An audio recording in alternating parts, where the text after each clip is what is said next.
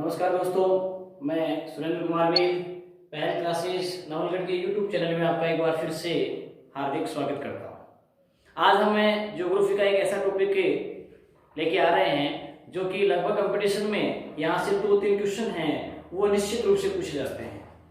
यदि आप इस वीडियो को अंत तक देखते हैं तो मैं आपसे ये वादा करता हूँ कि भूकंप से संबंधित कोई भी क्वेश्चन जो है वो आपका कभी जिंदगी में गलत नहीं होगा।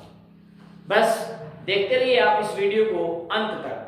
हम बात करते हैं भूकंप की। सबसे पहले हमें ये पता होना जरूरी है कि इसका अर्थ क्या है। यदि मैं आपको बात बताऊं अर्थ की, इसका अर्थ होता है भू प्लस कंपन, अर्थात भूमि में कंपन। अब बात ये आती है कि भूमि में कंपन होता क्यों है, क्या कारण है इसका। यहां पर आपको ये देखना है कि ये भूकंप जो है ये क्या है, ये एक प्राकृतिक घटना है। क्या है ये? एक प्राकृतिक घटना है। सबसे मेन बात ये आ गई, यहां पर जब भूगर्भीय प्लेटें जो होती हैं उनमें भूगर्भिक हलचल होने के कारण से क्या होता है, भ्रंशन की क्रिया होती है, अर्थात वो टूट जाती हैं। कहने का मतलब ये हुआ कि जो भूगर्भिक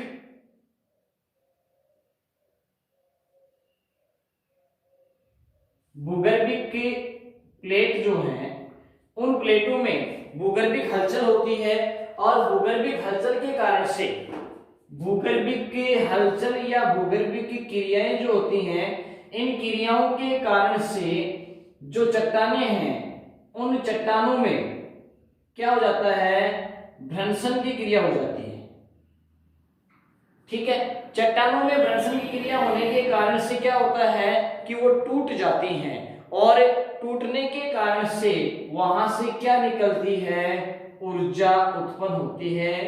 और ये ऊर्जा जो है ये क्या करती है, ये भूकंपीय तरंगे उत्पन्न करती हैं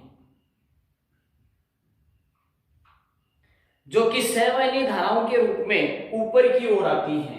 ठीक है, किसके रूप में? सवहनीय धाराओं के रूप में। ये क्या करती हैं, ये पृथ्वी पर विभिन्न दिशाओं में फैलकर कंपन उत्पन्न करती है, अर्थात सभी दिशाओं में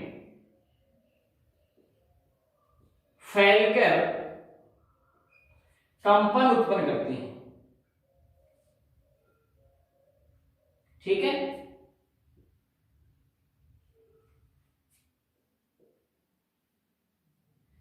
अब देखो इस प्रकार से प्रोसेस होती है आपकी पूरी, और इनके कारण से वहां क्या होता है, कंपन उत्पन्न होता है। यहां मैं आपको ये बताऊं कि जैसे इस प्रकार से ये भूगर्भ हो गया और ये आपका क्या है, धरातल है। यहां से भूकंपीय तरंगे जब उत्पन्न होती हैं तो इसके बाद में ये भूकंपीय तरंगे इस प्रकार से सीधी भी जाती हैं और इस प्रकार से विभिन्न दिशाओं में फैल जाती हैं। मैंने आपको अभी बताया है।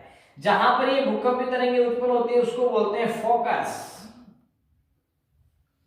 इसी को बोलते हैं हाइपोसेंटर। ठीक है, या फिर इसी को बोलते हैं अवकेंद्र। इसी का अन्य नाम है उद्गम केंद्र। ये कंपटीशन के एग्जाम में बहुत बार पूछा गया है, आपको याद करना है। इंग्लिश वाले नाम याद कर लेंगे तो ज्यादा अच्छा रहेगा। जहां अब देखो इसके बाद में बात करते हैं कि जो फोकस है, जहां पर भूकंप की उत्पत्ति हुई है उसके ठीक ऊपर 90 डिग्री पर या समकोण पर धरातल पर जहां पर सबसे पहले तरंगे अनुभूत की जाती हैं, जहां पर अनुभव की जाती हैं, उसको क्या बोलते हैं, इसको बोलते हैं अधिकेंद्र। क्या बोलते हैं इसको? अधिकेंद्र, या इसको अंग्रेजी में बोल देते हैं एपीसेंटर। क्या बोल देते हैं इसको? एपीसेंटर बोल देते हैं। ये फर्स्ट ग्रेड एग्जाम में पूछा जा चुका है, इसलिए आपको इसके बारे में पता होना जरूरी है। ये सामान्य सी बात बताई। अब यहां पर ये तो मैंने केंद्र आपको बता दिया कि अगर धरातल पर, मैं आपसे क्वेश्चन करूं, मान लीजिए कि धरातल पर भूकंपीय तरंगों को सबसे पहले कहां अनुभव किया जाता है? धरातल पर, एपीसेंटर पर, जहां उत्पन्न होती हैं वहां हाइपोसेंटर या फोकस। ठीक है, और ये इसके क्या है, बिल्कुल 90 डिग्री पर समकोण पर है, धरातल के ऊपर स्थित बिंदु क्या कहलाता है, एपिसेंटर कहलाता है। ठीक है, अब हम बात करते हैं कि ये भूकंप उत्पन्न होता क्यों है। इसके लिए आपको बताता हूं, अर्थ आपका कंप्लीट हो चुका है। अब हम बात करते हैं कि भूकंप के क्या कारण हैं। तो हम लेते हैं यहां पर भूकंप के कारण।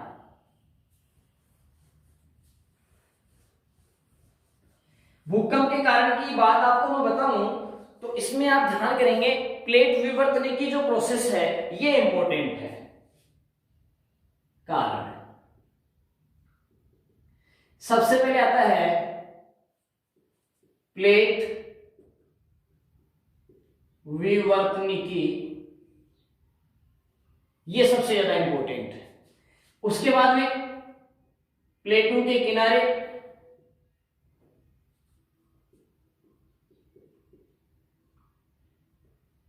उसके बाद में भूगर्भिक हलचल के कारण भ्रंशन से, क्योंकि चट्टानों में भ्रंशन की क्रिया होती है। उसके बाद में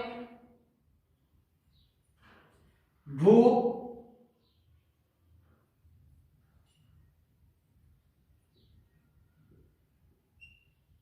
संतुलन में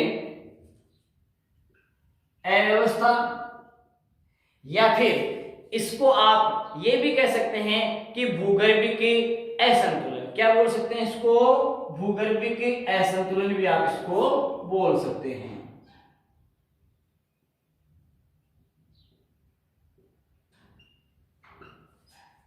नंबर 5 जलीय दबाव के कारण। नंबर 6 ज्वालामुखी क्रिया के कारण। Number 7 very important, first grade में क्वेश्चन यहां से पूछा जा चुका है, और ये है आपका प्रत्यास्थ पुनश्चलन सिद्धांत। यहां पर आपको मैं बताऊं, इसको बोलते हैं इलास्टिक रिबाउंड थ्योरी। किसने दिए, H.F. रीड। ठीक है, यही प्रश्न आया था, प्रत्यास्थ पुनर्चलन सिद्धांत का प्रतिपादन किसने किया, H.F. रीड ने किया। यहां प्लेट विवर्तन की बात बताऊं आपको कि भूगर्भ में बहुत सारी प्लेटें होती हैं, महाद्वीपीय प्लेटें, महासागरीय प्लेटें होती हैं। ये प्लेट विवर्तन के सिद्धांत में आपको बता दिया जाएगा।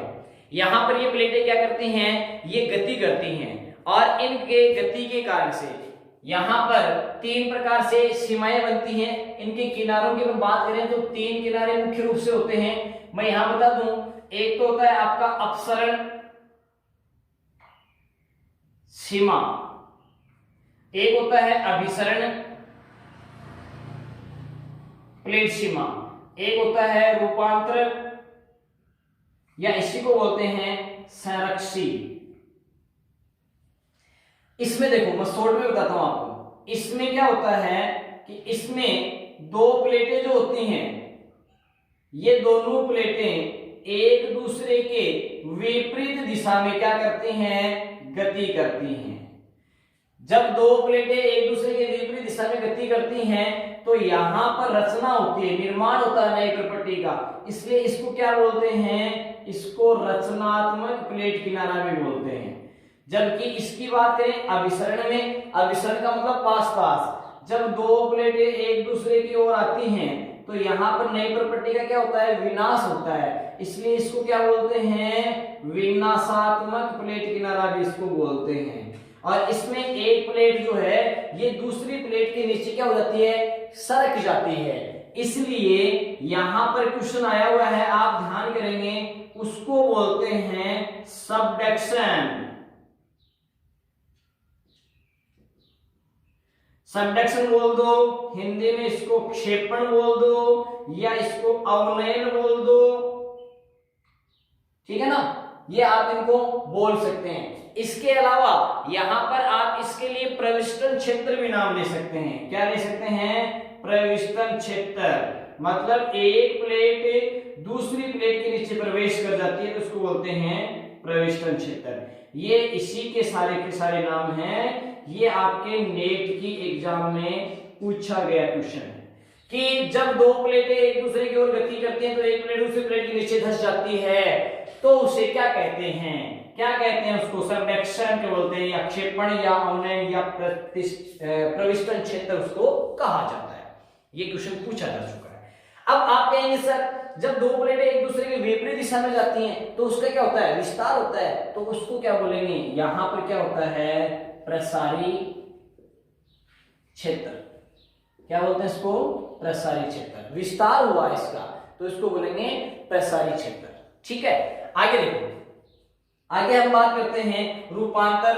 यानी इसमें तो परपेट दोनों आपस में दूर दूर जा रहे हैं ना, तो वहां पर रचना होगी तो रचनात्मक। इसमें क्या है कि जब पास पास आते हैं दोनों आपस में क्या होती है? टकराती हैं, तो नई प्रॉपर्टी का क्या हो जाता है? विनाश हो जाता है।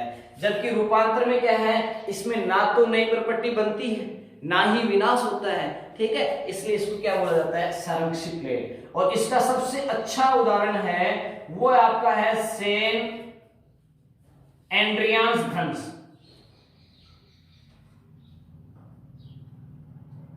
सेंट एंड्रियास भ्रंश जो है ये इसका सबसे अच्छा उदाहरण है जो कहां है? कैलिफोर्निया में। कहां? कैलिफोर्निया। और कैलिफोर्निया कहां? उत्तरी अमेरिका में। ठीक है, मैंने शॉर्ट में लिखा है उत्तरी अमेरिका, कैलिफोर्निया। ये क्वेश्चन भी नेट की एग्जाम में पूछा जा चुका है कि सेंट एंड्रियास भ्रंश किसका उदाहरण है? किसका? रूपांतर का या संरक्षित प्लेट किनारों का क्या है? एग्जाम्पल है। ठीक है, तो ये इतना तो आपके समझ में आ गया होगा। अब देखिए, ये मैंने आपको यहाँ पर प्लेट किनारों के बारे में बताया है कि किस प्रकार से ये तीन प्लेटें हैं ये बनती हैं। ये मैंने एग्जाम्पल की दृष्टि से आपको बता दिया है इतना।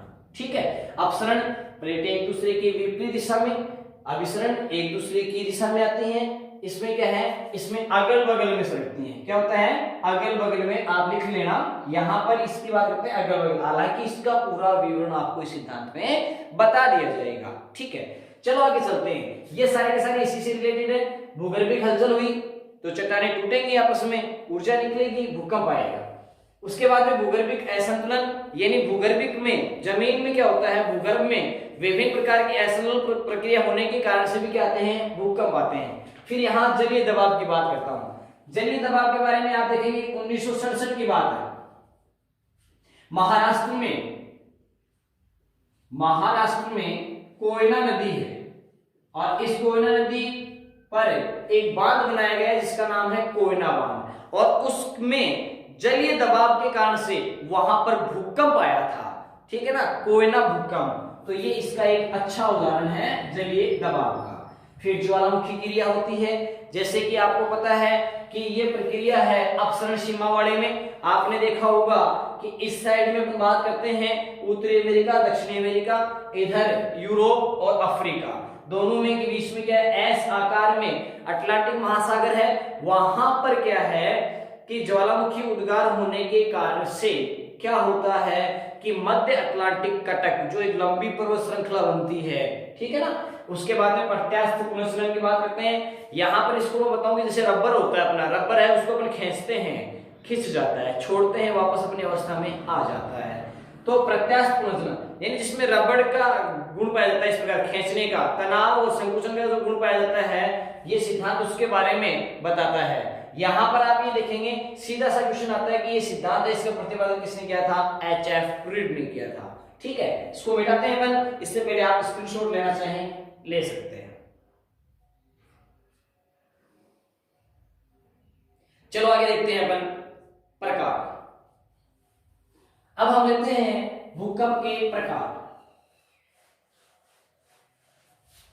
देखिए दोस्तों, भूकंप के प्रकार की बात करते हैं, तो यहां पर आप देखेंगे कि 3 प्रकार है।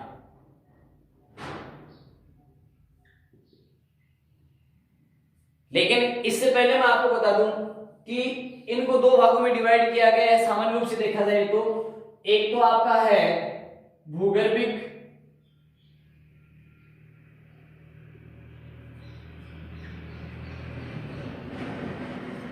दूसरे की अपन बात करते हैं धरातलीय। ठीक है ना, एक तो भूगर्भिक तरंगे होगी और एक हो जाएंगे आपकी धरातलीय।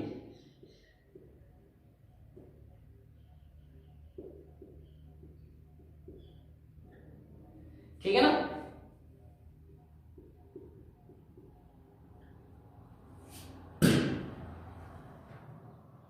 भूकंपीय तरंगे।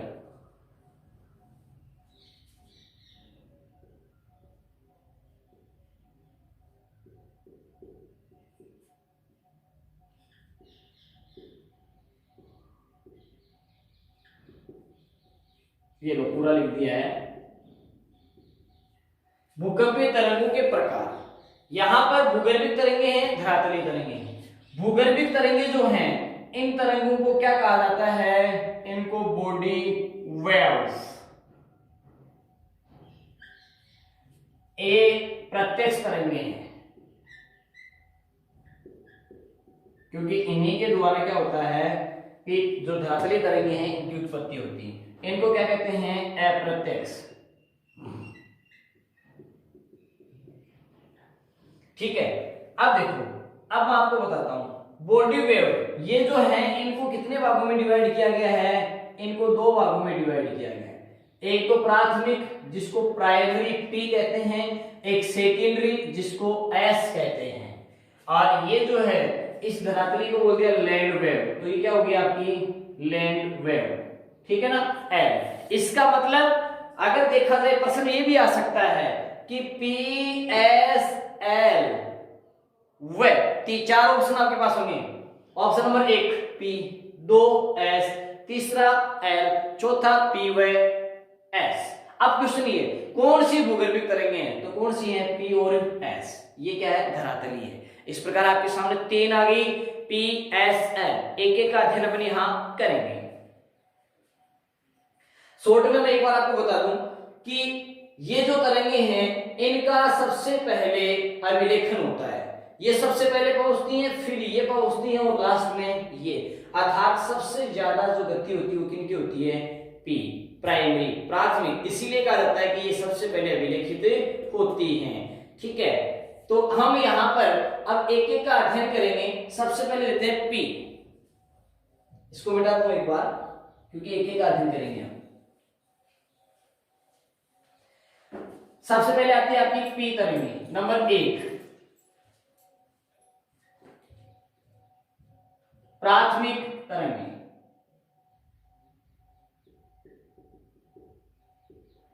देखिए, उपनाम पता होना जरूरी है। क्या क्या कहा जाता है? इनको पी तरंगे कहा जाता है, इनको मुख्य तरंगे भी कहा जाता है, इनको दबाव वाली तरंगे भी कहा जाता है और इनको संपीड़ित तरंगे भी कहा जाता है। इनके अलावा इनको अनुदैर्ध्य, क्या कहा जाता है? इनको अनुदैर्ध्य तरंग भी कहा जाता है। ठीक है, ये इनके क्या हो गए? उपनाम। अब मैं बात करता हूं कि इनकी गति क्या होती है।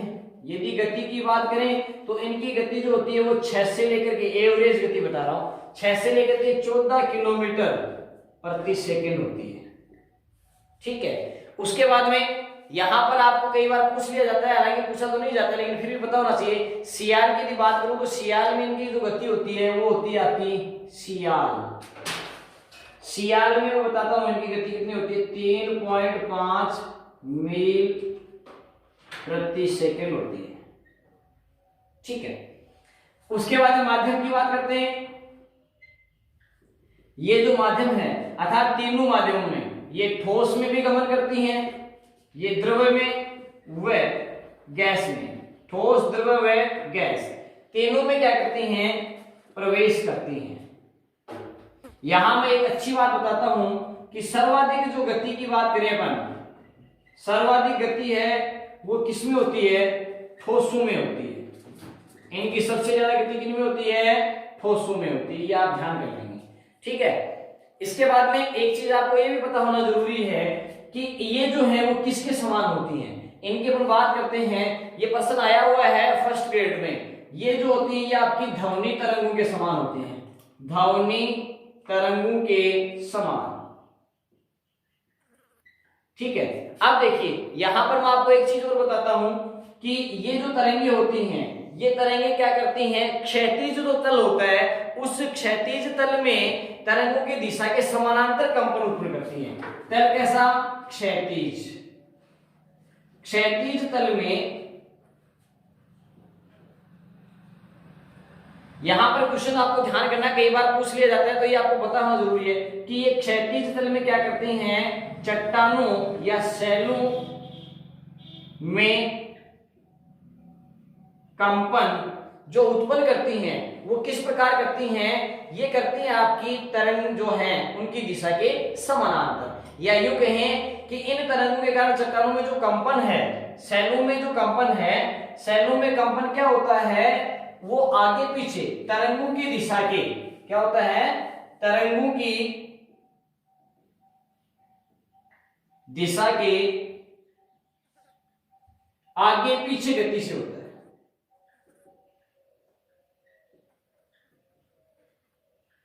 आगे पीछे गति किस प्रकार से होती है वो आपको अभी मैं बताता हूं।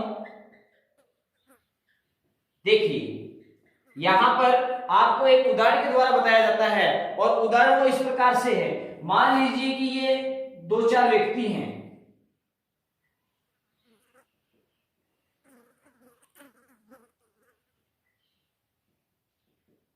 और ये कोई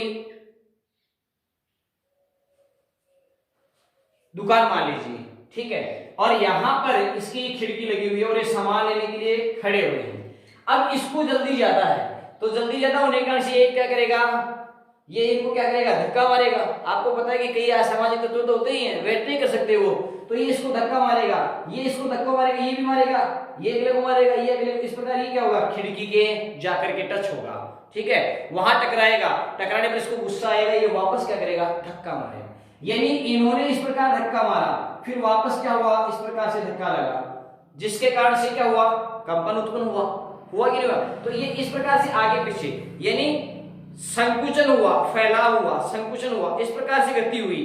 तो ये क्या होता है कि आगे पीछे गति किसके कारण से, कौन सी तरंगों के कारण से चट्टानों में आगे पीछे गति होती है, किसमें होती है, पी तरंगों के कारण से। ठीक है, इसके बाद में एक चीज आपको यह भी ध्यान रखनी है कि क्षैतिज तल में तरंगों की दिशा के समानांतर कंपन उत्पन्न करती हैं। ये कंपन जो उत्पन्न करती हैं वो किस प्रकार करती हैं, क्षैतिज तल होगा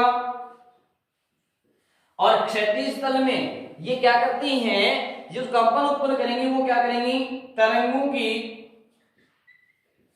दिशा के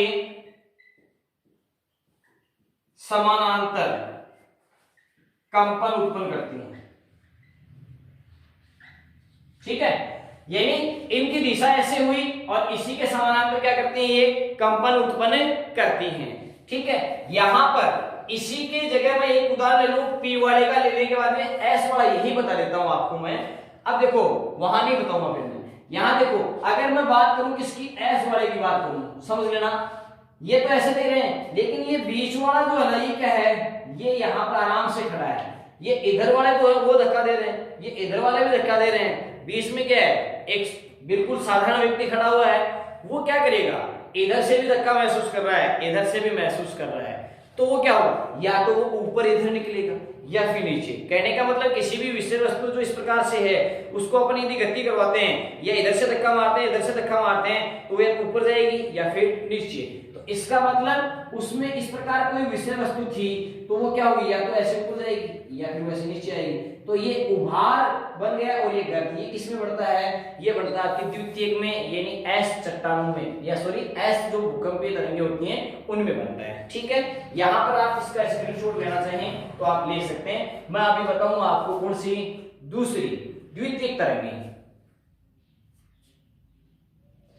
यहां पर जो भी आपके समझ में नहीं आया कमेंट्स बॉक्स में आप कमेंट्स कीजिए, उसका आंसर आपको तुरंत दिया जाएगा।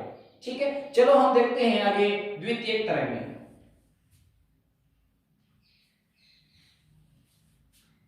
द्वितीयक तरंगों की अपन बात करेंगे, इसमें जैसे नाम से पता है कि ये जो तरंगे होती हैं ये प्राथमिक तरंगों के बाद में पहुंचती हैं। तो यहां पर आप ध्यान देंगे नंबर 2 द्वितीयक तरंग। पहले मैं बात करूं उपनाम की, यदि आप उपनाम की बात करते हो इनको एस तरंगे कहा जाता है, इनको अनुप्रस्थ तरंगे कहा जाता है,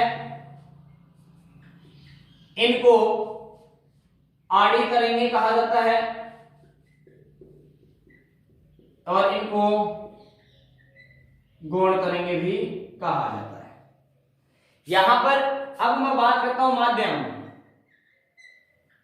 माध्यम की यदि मैं बात बताऊं आपको तो माध्यम के लिए आप मुख्य रूप से यहां ये देखेंगे कि ये कौन से माध्यम है। ये आपकी जो ठोस माध्यम है केवल ठोस माध्यम में क्या करती है, प्रवेश करती है। तरल माध्यम जैसे ही आता है तरल में क्या हो जाती है, समाप्त हो जाती है।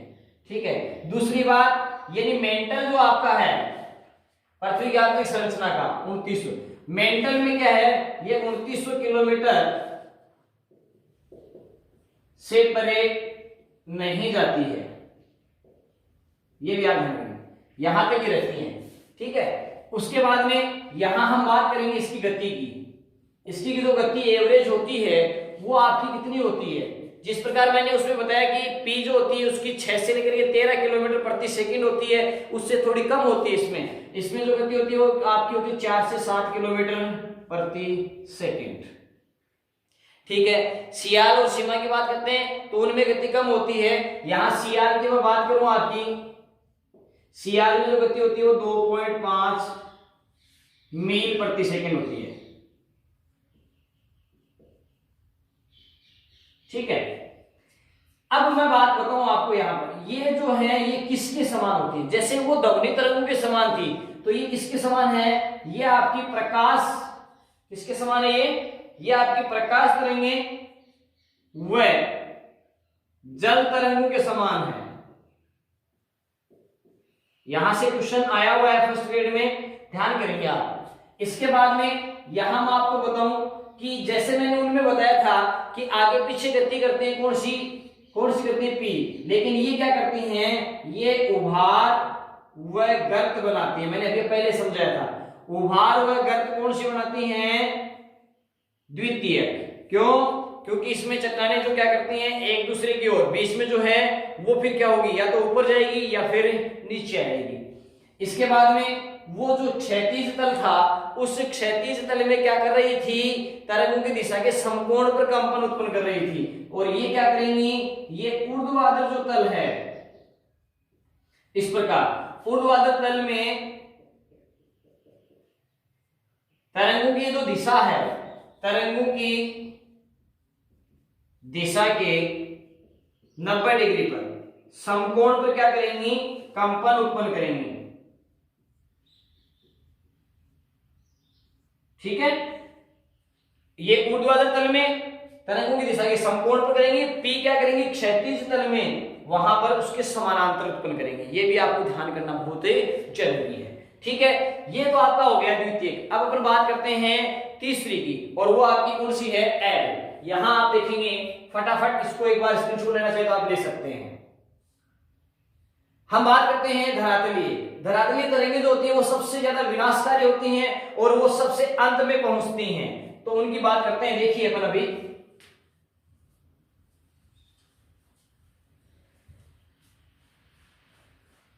धरातलीय तरंगे हैं उनको एल तरंगे कहा जाता है, लैंड वेव उनको बोला जाता है। क्या बोला जाता है उनको, तीसरी बता रहा हूं मैं आपको, एल मतलब धरातलीय तरंगे। यहां पर यदि मैं आपको बताऊं ये क्या होती हैं, ये सबसे ज्यादा विनाशकारी, ये क्या होती हैं, सबसे ज्यादा विनाशकारी होती हैं। यहां इन तरंगों की वजह से बड़ी बड़ी जो इमारतें हो जाती है ना, ये इमारतें भी ध्वस्त हो जाती हैं और बहुत ज्यादा जन धन की क्या होती है, हानि होती है। यहां इनकी गति की बात बताऊं मैं आपको, इनकी गति सबसे कम होती है। ये सिस्मोग्राफ पर सबसे एंड में अभिलेखित होती हैं। इनकी गति जो होती है ये होती है आपकी 3 किलोमीटर प्रति सेकंड।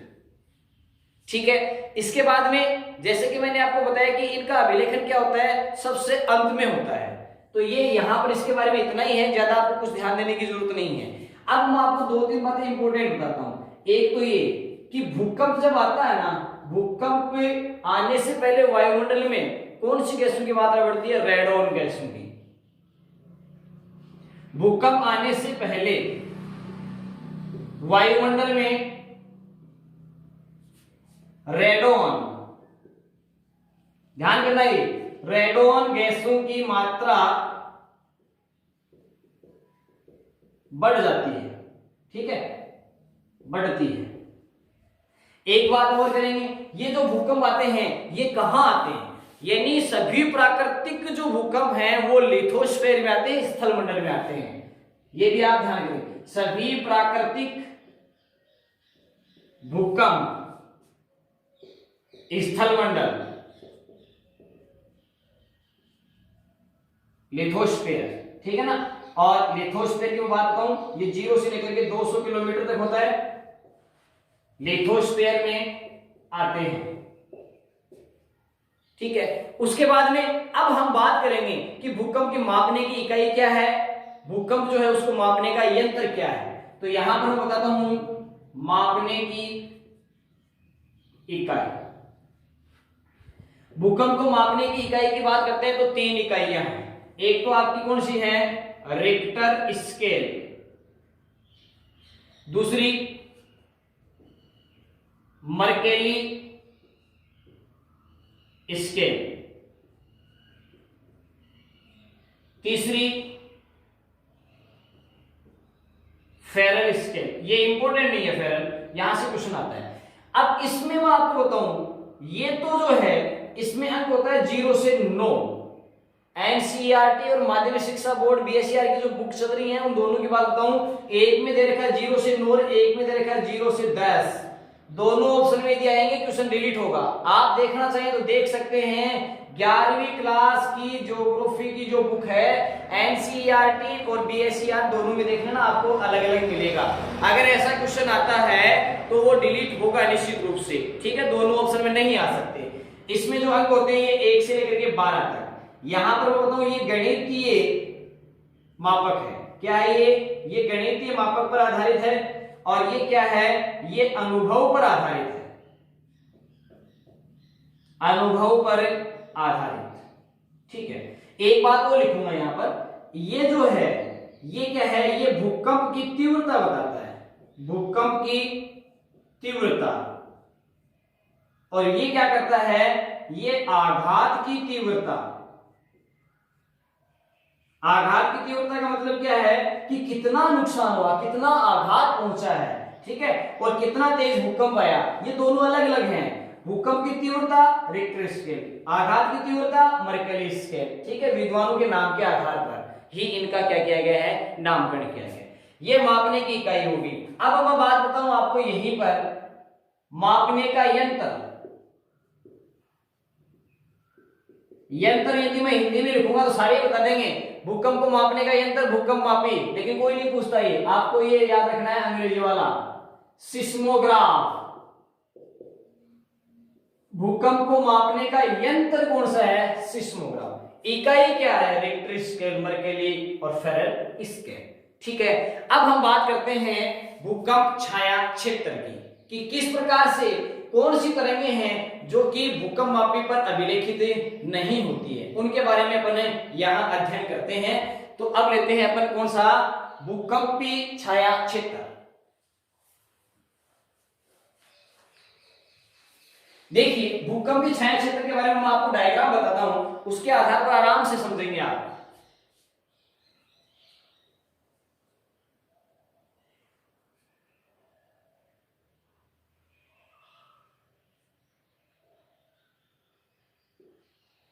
ये भूकंप उत्पन्न होता है, इसको क्या बोलते हैं, फोकस। ये क्या है, धरातल पर एपिसेंटर, ओके।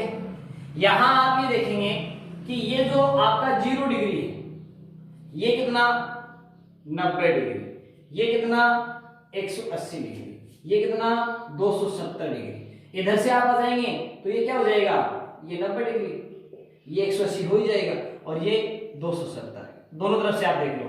जिस प्रकार से हमारा चांदा होता है उसमें अपन मैथ्स में करते हैं ना, वैसे ही यहां आप ये देखेंगे कि 105 डिग्री से लेकर के 145 डिग्री तक P और S किसी भी प्रकार की तरंगों का अभिलेखन नहीं होता है। यहां पर किसी भी प्रकार की तरंगों का क्या नहीं होता है, अभिलेखन नहीं होता है। ठीक है, इसका मतलब ये जो 40 डिग्री भाग हो गया, कितना हो गया ये 40 डिग्री। मैं एस स्टेट की बात करता हूं, जो पीजीटी में क्वेश्चन आया था, वो क्या करते हैं, वो बोर्ड वहां पर इसको 103 और 143 मानता है। कोई ज्यादा अंतर नहीं है, इसमें आपको देखने की जरूरत नहीं है, कंफ्यूज भी नहीं होना है, ये ध्यान करेंगे आप। ठीक है ना, देखो यहां पर 40 डिग्री तक यानी P व S तरंगे जो हैं, इन तरंगों का क्या हो गया, ये छाया क्षेत्र हो गया, छाया क्षेत्र। यहां पर ये अभिलेखित नहीं होती हैं। किसकी बात कर रहा हूं मैं, P व S की, ध्यान से सुनना। 145 के बाद में इधर भी देख लो आप, इधर भी वही कर दो आप, ये क्या हो गया, ये 105 डिग्री और ये 145 डिग्री। यहां पर भी किसी भी प्रकार की तरंग अभिलेखित नहीं होती है, ना तो P होती है और ना ही S। अब 145 से परे, परे का मतलब इससे आगे, 145 से आगे जो है वो P तरंग तो अभिलेखित हो जाती है, यानी यहां पर क्या है, P तरंग यहां अभिलेखित हो जाती है। ठीक है, लेकिन S तरंग अभिलेखित नहीं होती हैं। तो मैं इसको आगे ऐसे बता देता हूं कि यहां से लेकर के यहां तक का जो भाग है, ये वाला भाग, ये जो भाग है, इस भाग में पूरा का पूरा पार्ट है, मैं इसको ऐसे कर देता हूं,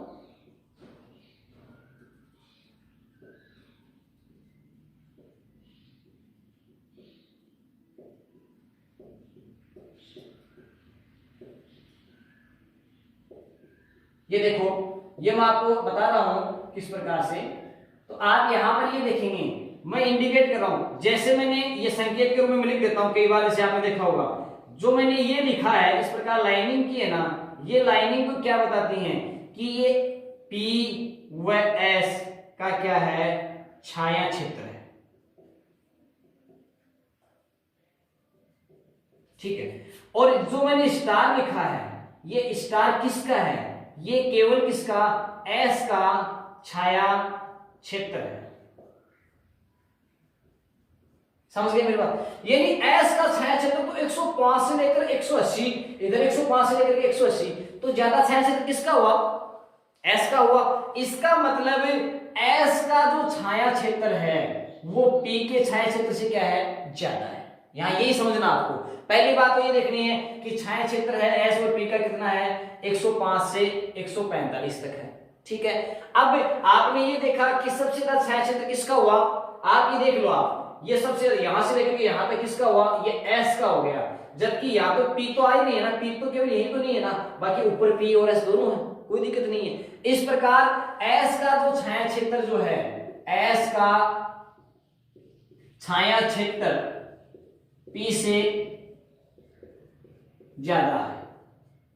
एक बात तो आप ध्यान में करेंगे, S का छाया क्षेत्र P से क्या है, ज्यादा है। और दूसरी बात आपको ये देखनी है कि ये जो भाग है, यहां पर आप ये देखेंगे कि कितना ज्यादा है, कैसे है, उसके लिए मैं आपको बता दूं कि P व S के लिए देखो आप, ये 0 से लेकर के 0 डिग्री से 105 तक तो क्या होगी, अभिलेखित होगी। ऐसे कर रहा हूं, गुड का निशान कर रहा हूं।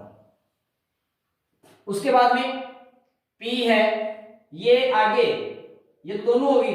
P जो है ना, ये क्या करती है, 105 डिग्री से लेकर के और उसके बाद में 145 डिग्री तक अभिलेखित नहीं होती है। फिर P की बात करते हैं आगे, ये 145 डिग्री से 180 डिग्री तक क्या होती हैं, अभिलेखित होती हैं। एक बात तो ये आ गई। अब मैं आपको बताता हूं, जैसे 1 नंबर, 2 नंबर, 3 नंबर, 4 नंबर। अब P की बात होगी, अब S की बात करते हैं। S कहां से कहां, यहां से यहां तक तो है ही, लेकिन 105 डिग्री से 180 डिग्री तक अभिलेखित नहीं होती हैं। समझ गए मेरी बात? 105 डिग्री से ये 180 इधर हो गया और ये 180 यहां तक हो गया, यहां अभिलेखित नहीं होती हैं। कैलकुलेशन की जब बात करें तो इसको कैलकुलेशन देखो कैसे करते हैं। आपको मैं बताऊं कि P का छाया क्षेत्र कितना हुआ, P का छाया क्षेत्र देख लो आप कितना हुआ, 40। कितना हुआ? 105 से 115 से कितना? 40। बात करते हैं S का छाया क्षेत्र, तो S का कितना हुआ आप देख सकते हैं कि यहां 105 से लेकर के 180 75 हो गया, 75 ही उधर हो जाएगा, तो ये 40 और 40 कितना हो गया 80, और ये 75 और 75 कितना हो गया 150। अब आप मेरे को बताइए कि ज्यादा किसका हुआ, 150 या 80? यानी ज्यादा छाया क्षेत्र किसका है? S का है। ठीक है, दूसरी बात मैं आपको बताऊं कितना ज्यादा है तो ये आप निकाल सकते हैं, इसमें भाई कितना परसेंट ज्यादा है तो ये आप निकाल सकते हैं। अब देखो मैं आपको ये बताता हूं, ये पूरी पृथ्वी है, इसको पूरे को मान लो एक बार, ये मानो। अब मैं ये कह रहा हूं कि ये संपूर्ण पृथ्वी है, इस संपूर्ण पृथ्वी के 40% से अधिक भाग में भी क्या है? S का छाया क्षेत्र। कैसे है? जैसे मैंने अभी भी आपको बताया, अभी मैंने क्या बताया कि इसका कितना है 150, S का कितना 150, टोटल कितना होता है 360 गुणा 100, आप इसको निकालेंगे 41 पॉइंट समथिंग आएगा, तो यानी लगभग 40% से भी क्या है? अधिक है। कहने का मतलब ये है कि S जो है, इस S का छाया क्षेत्र जो है वो क्या है? 40% से भी ज्यादा है। एक बात ये समझ में आएगी, ज्यादा किसका ये मैंने आपको बता दिया। यहां ये बात कंप्लीट हो चुकी है। अब अपन बात करते हैं कि भूकंप जो है उसके प्रकार कौन कौन से हैं। बिल्कुल छोटा सा है, नाम स्क्रीनशॉट लेना चाहिए तो आप ले सकते हैं। समझ में नहीं है कमेंट्स बॉक्स में आप कमेंट्स कर सकते हैं। चलो आगे लेते हैं अपन भूकंप के प्रकार। देखिए भूकंप के प्रकार की बात करते हैं, जैसे कि नाम से ही पता चल जाता है कि कौन कौन से होते हैं, और यहाँ पर भूकंप के प्रकार में बताना उचित इसलिए समझ रहा हूं क्योंकि फर्स्ट ग्रेड में यहां से क्वेश्चन पूछा गया था कि निम्न में से कौन सा भूकंप का प्रकार नहीं है, इसलिए आपको ये जरूरी भी होता है। तो देखो भूकंप के प्रकार, सबसे पहले अपन बात करते हैं विवर्तनिक भूकंप। इसको कहा जाता है भ्रंशमूलक भूकंप भी कहा जाता है। दूसरा आपका आता है, वो आता है ज्वालामुखी जन्य भूकंप, जो ज्वालामुखी के उद्गार के कारण से आता है। किसके कारण आता है? ज्वालामुखी उद्गार के कारण से आता है। नंबर 3, तीसरे के बाद पर करते हैं तो उसमें आपका आता है प्लूटोनिक या पातालीय भूकंप। नंबर 4 की अपन बात करते हैं तो ये आता है संतुलन मूलक भूकंप। ये नवीन जो पर्वतीय क्षेत्र होते हैं ना बेटा, वहां आता है, नवीन पर्वतीय क्षेत्रों में आता है। ठीक है, उसके बाद अपन बात करते हैं नियात। यहां पर यदि अपन बात करते हैं नियात को क्या बोलते हैं? खनन। जो खदान वगैरह होती हैं जिनमें खनन का कार्य करते हैं, बड़ी बड़ी गहरी खानें होती हैं, उनमें क्या होता है कि जब ऊपर से कोई कुछ भूस्खलन की क्रिया होती है तो वहां पर कोई पत्थर वगैरह गिरता है तो उसके कारण से क्या होता है कि कंपन उत्पन्न होता है, तो नियात का खनन भूकंप होता है। उसके बाद में हम बात करते हैं नंबर 6 की यदि बात करते हैं तो ये होता है विस्फोट।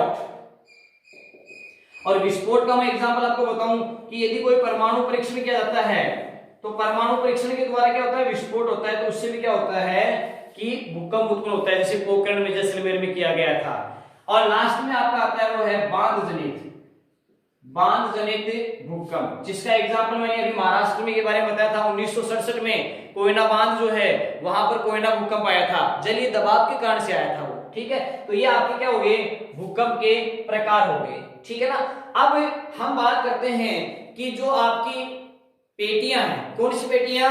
भूकंप की पेटियों के बारे में अपन अध्ययन करेंगे, और भूकंप की पेटियों में आप ये देखेंगे कि मुख्य रूप से भूकंप की पेटियां हैं वो कितनी हैं। ठीक है ना, भूकंप की पेटियों के बारे में भी अपन बात करेंगे।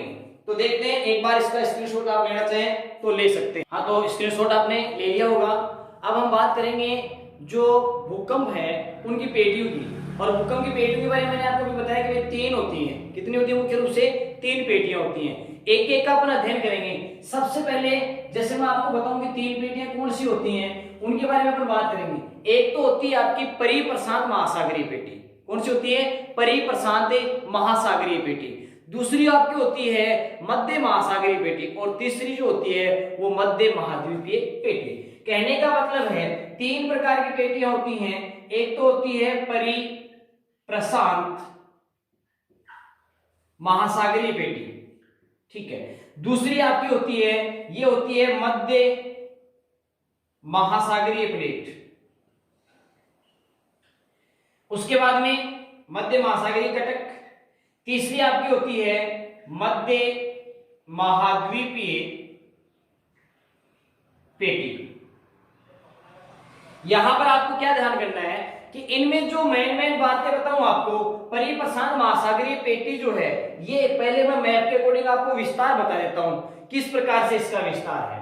यहां पर आप ये देखेंगे कि ये जो पेटी है, ये पेटी मुख्य रूप से आप यहां ध्यान करेंगे, यहां से कर लीजिए चाहे, क्योंकि आपको पता है कि प्रशांत महासागर की एक मैं बात बताऊं, ये आपका पश्चिमी प्रशांत महासागर, पूर्वी प्रशांत महासागर, और ये पश्चिमी प्रशांत महासागर हो गया, ठीक है। इसके बाद में यदि मैं यहां पर इसकी बात करूं कि ऑस्ट्रेलिया और ये एशिया जो है, इसको मैं इधर लेके आऊं तो ये कहां जाएंगे? ये यहां आ जाएंगे। यानी कहने का मतलब ये है कि ये आपका किसको इंडिकेट करेगा?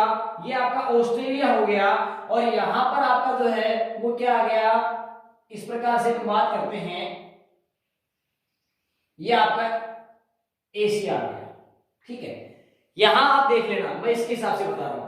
यहां न्यूजीलैंड जो है, न्यूजीलैंड से लेकर के इस प्रकार से ये आपके जो इंडोनेशिया है, यहां पर इंडोनेशिया के विभिन्न द्वीपों से होते हुए इस प्रकार से ये पेटी जापान और इधर अलास्का के उसके बाद में कमचटका प्रायद्वीप है, कमचटका प्रायद्वीप से होते हुए इस प्रकार से फिर यहां पर आप आ जाइए कि ये अलास्का वाला भाग हो गया। अलास्का वाले भाग के बाद में ये कैलिफोर्निया आपका यहाँ है ही, यानी यूएसए में, और इस प्रकार से ये आपका कौन सा भाग हो गया? दक्षिणी अमेरिका। यानी कहने का मतलब ये है परिप्रशांत महासागरीय पेटी है, ये प्रशांत महासागर में फैली हुई है, और ये पेटी जो है ये आपके न्यूजीलैंड से लेकर के और ये इंडोनेशिया के द्वीपों से होते हुए इस प्रकार जापान और ये कमचटका प्रायद्वीप है, यहां तक भूकंप की पेटी फैली हुई है। इस साइड में अपन देखते हैं तो अलास्का है, ये आपका यूएसए वगैरह, और ये दक्षिणी अमेरिका जो है पेरू, चिली वगैरह, यहां पर इस रूप से ये एक पेटी के रूप में फैला हुआ है। आप ये देखेंगे जैसे मैंने आपको ऑस्ट्रेलिया बता दिया और इधर आपको क्या बता दिया? एशिया। तो इस प्रकार से कहने का मतलब ये पेटी फैली हुई है। मैं इधर वाले भाग को यहां बता रहा हूं, हालांकि ये विस्तार से बड़ा है। इस प्रकार से ये पेटी फैली हुई है। इसमें आप ये देखेंगे कि यहां भूकंप सबसे ज्यादा आते हैं। क्यों आते हैं, क्या कारण है, वो डिटेल में आपको बाद में बताऊंगा। एक बार आप ये देखो कि परिप्रशांत महासागरीय पेटी है वो कहां फैली हुई है, इतना याद करो ताकि उसके बाद में आगे बताते हैं। फिर बात करते हैं अपने मध्य महासागरीय कटक। मध्य महासागरीय कटक की मैं बात बताऊं तो ये मध्य महासागरीय कटक यहां पर आइसलैंड है। क्या है यहां पर? आइसलैंड। यानी उत्तर में आइसलैंड से लेकर के और दक्षिण में ये बोवेट द्वीप। उत्तर में आइसलैंड से लेकर के और दक्षिण में बोवेट द्वीप है। यहां पर ये दोनों प्लेटें क्या करती हैं? एक दूसरे के विपरीत दिशा में गति करती हैं। ये इधर अमेरिकी प्लेट, ये इधर यूरेशियन प्लेट और अफ्रीकी प्लेट, तो ये क्या करती हैं? एक दूसरे के विपरीत दिशा में। इसका मतलब ये क्या हो रहा है? अपसरण हो रहा है। क्या हो रहा है? अपसरण। और इसीलिए यहां पर ज्वालामुखी उद्गार होने के कारण से ये लंबी एक कटक बन जाती है, लंबी एक पर्वतीय श्रृंखला बन जाती है, मध्य अटलांटिक कटक। ठीक है, ये मध्य महासागरीय कटक के बारे में मैंने आपको बता दिया।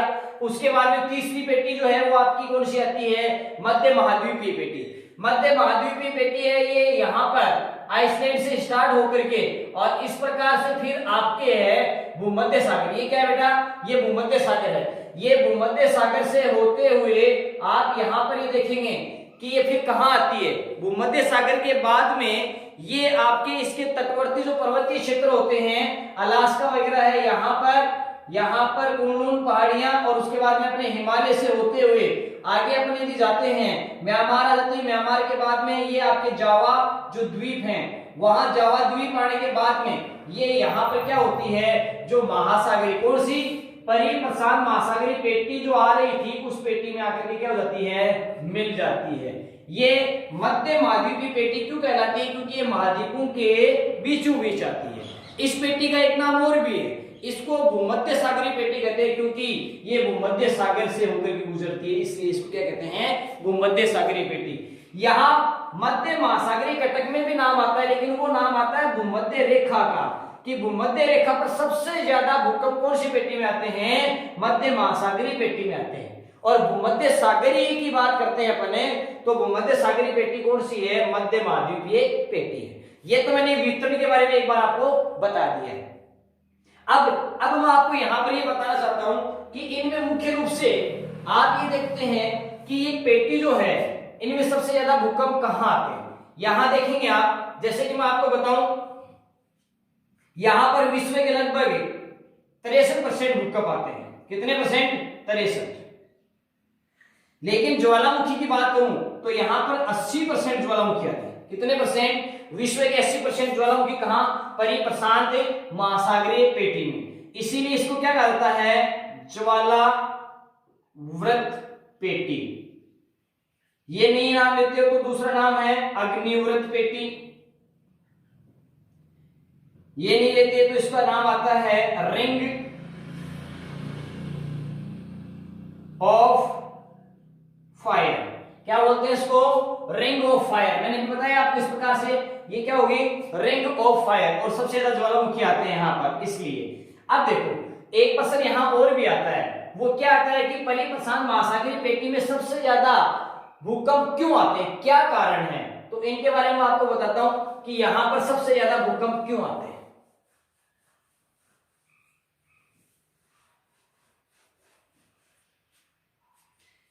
ये तो मैंने आपको बता ही दिया, 63%, 80% ज्वालामुखी पेटी या रिंग ऑफ फायर इसको कहा जाता है।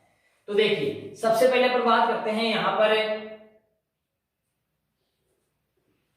परिप्रशांत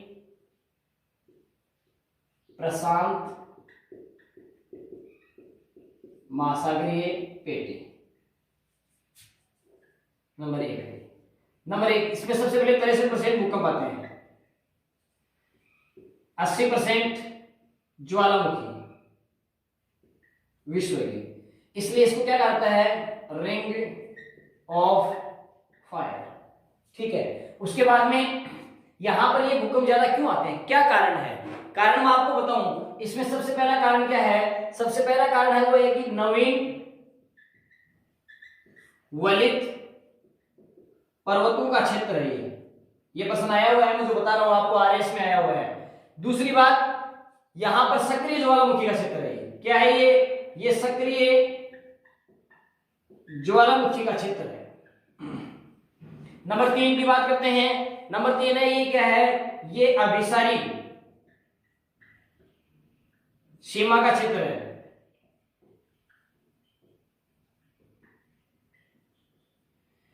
जो प्रश्न पूछा गया था उसमें अपसारी नाम था, क्योंकि अपसारी तो आपको पता है कि मध्य महासागरीय कटक वायु में होता है प्रसार, यहां पर तो आपस में क्या होती हैं, टकराती हैं।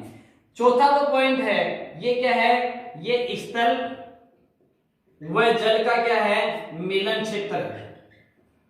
ऐसा होने के कारण से यहां पर सबसे ज्यादा क्या आते हैं, भूकंप आते हैं। यह आपकी क्या होगी, परिप्रशांत महासागरीय पेटी। दूसरी लेते हैं अपने मध्य अटलांटिक वाली, उतारना चाहो तो आप उतार सकते हो, स्क्रीनशॉट ले लीजिए इसका।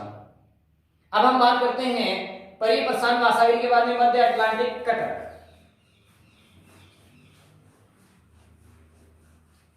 देखिए नंबर 2 मध्य महासागरीय कटक पेटी। यहां पर बात करते हैं, यहां पर 10% क्या आते हैं, विश्व के भूकंप आते हैं। दूसरी बात यहां ये देखेंगे कि यहां पर सबसे ज्यादा भूकंप कहां आते हैं, भूमध्य रेखा पर सर्वाधिक भूकंप आते हैं। ये पेटी है, ये उत्तर की बात करते हैं तो उत्तर में आइसलैंड से लेकर दक्षिण में कहां तक है, बोवेट द्वीप तक विस्तृत है। ठीक है। उसके बाद में यहां आपको क्या करना है कि ये जो पेटी है, ये पेटी मुख्य रूप से किसके कारण से अपसरण सीमा क्षेत्र बनाती है, और अपसरण सीमा क्षेत्र के कारण से यहाँ पे कहते हैं भूकंप आते हैं। ये इंपॉर्टेंट बात है, ध्यान रखना। इसका भी स्क्रीनशॉट ले लीजिए, आप लेना चाहते हैं तो। चलो आगे देखते हैं। लास्ट आपकी है मध्य महाद्वीपीय पेटी। मध्य महाद्वीपीय पेटी की अपन बात करते हैं। नंबर 3, मध्य महाद्वीपीय पेटी। जैसा कि मैंने आपको बताया कि महाद्वीपों के बीचों बीच से गुजरती है, इसलिए इसको महाद्वीपीय पेटी कहा जाता है। और ये पेटी जो है, ये पेटी आपके यूरोप है, एशिया है, ठीक है ना। यूरोप और एशिया के जो नवीन वलित पर्वत क्षेत्र होते हैं उनके सारे फैली हुई है। कहां फैली हुई है? ये यूरोप व एशिया के नवीन वलित पर्वतों के सहारे फैली है, ठीक है। और मैंने आपको बताया कि आइसलैंड से लेकर के भूमध्य सागर से होते हुए और उसके बाद में भारत, म्यांमार और जावा द्वीप में परिप्रशांत महासागरीय पेटी में मिल जाती है। यहां पर मैं बताता हूं भारत का जो भूकंप क्षेत्र है, भारत का भूकंप क्षेत्र है वो इसी पेटी का उदाहरण है, इसी पेटी में आता है। भारत का भूकंप क्षेत्र कौन सी पेटी में आता है? इस मध्य महाद्वीप की पेटी में आता है। दूसरी बात, भारत जो है उसकी अपन बात करते हैं। यहां पर ध्यान करेंगे आप कि भारत जो है उसकी यदि अपन बात करें तो यहां पर ज्वालामुखी, यानी भारत के जो भूकंप वो ज्वालामुखी रहित हैं। भारत के भूकंप ज्वालामुखी रहित हैं, ध्यान भी लेना इसके बारे में भी आप। और दूसरी बात यह है कि इस पेटी में जो भूकंप आते हैं वो भ्रंश मूलक व संतुलन क्रिया के कारण से आते हैं। किसके कारण से? भ्रंश मूलक व संतुलन क्रिया के कारण भूकंप आते हैं। इस पेटी में किसके कारण आते हैं? भ्रंश मूलक, प्लेटों खिसकने के कारण से, भ्रंश मूलक व संतुलन क्रिया के कारण से भूकंप आते हैं। लास्ट बात इसमें यह रहेगी कि भारत में एक ऐसी प्राकृतिक घटना है जो घटित नहीं होती, वो कौन सी है? ज्वालामुखी। हालांकि धारवाड़ क्रम की अपन बात करते हैं तो वहां पर धारवाड़ कल्प की यदि बात करूं तो धारवाड़ कल्प में जरूर क्या है कि एक हमारा प्राचीनतम, यानी धारवाड़ कल्प में भारत का प्राचीनतम ज्वालामुखी क्षेत्र था। क्या नाम उसका? डालमा क्षेत्र। और ये डालमा क्षेत्र कहां? बिहार में, ठीक है। मैंने आपको भूकंप के बारे में बताया। यदि ये वीडियो आपको अच्छा लगे तो इसको आप ज्यादा से ज्यादा लाइक करें, शेयर करें और कमेंट्स भी करें। कोई भी आपके डाउट्स हैं वो कमेंट्स बॉक्स में कमेंट्स करें। साथ ही जिन्होंने इस वीडियो को अभी तक सब्सक्राइब नहीं किया है वो इस वीडियो को सब्सक्राइब करें, साथ में बेल आइकन जो है उसके बटन पे क्लिक करें ताकि नया नोटिफिकेशन आपको मिल सके। धन्यवाद।